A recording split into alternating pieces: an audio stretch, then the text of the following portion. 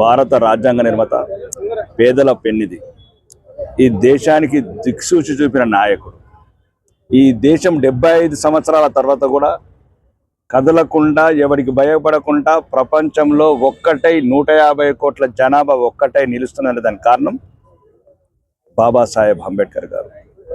కాబట్టి ఈ రోజున్న భారతీయ జనతా పార్టీ దేశంలో బాబాసాహెబ్ గారి, అంబేద్కర్ గారి ఆశయాలతో, వారు రాసిన రాజ్యాంగ స్ఫూర్తితో, రాజ్యాంగ విలువలతో ఈ దేశాన్ని ప్రపంచంలో అగ్రగామిగా నిలబెట్టడానికి ప్రయత్నం చేస్తున్నాం.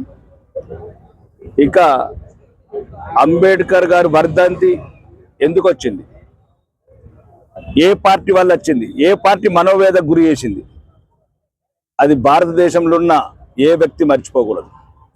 అంబేద్కర్ గారిని అవమానించి 2 సార్లు ఓటమి పాలు చేసి అప్పుడున్న అగ్రనాయకుడు, భారత ప్రధాని, అప్పటి భారత మాజీ ప్రధాని ఇంట్లో పనివాడితో ఓడగొట్టి అంబేద్కర్ గారిని మనోవ్యాధికి గురి చేసిన అంబేద్కర్ గారి చరిత్ర భారతదేశంలో పుట్టిన ప్రతి బిడ్డకు తెలగాలి. ఏ దుర్మార్గమైన కుటుంబం, ఏ దుర్మార్గమైన పార్టీ అంబేద్కర్ గారిని అవమానించి మనోవ్యాధికి గురి చేసి తొందరగా ప్రాణాలు కోల్పెట్టి చేసిన పార్టీ మనుషులను గుర్తుపెట్టుకోవాలి జాతి ఎప్పటికని చెప్తూ, ఎప్పటికీ అంబేద్కర్ గారి ఆశయాలతో పునరంకితం అవుతాం, ఈ దేశాన్ని అగ్రగామిలో ఉంటాం. బోలో భారత్ మాతాకి. Thanks for watching. Like, share and subscribe.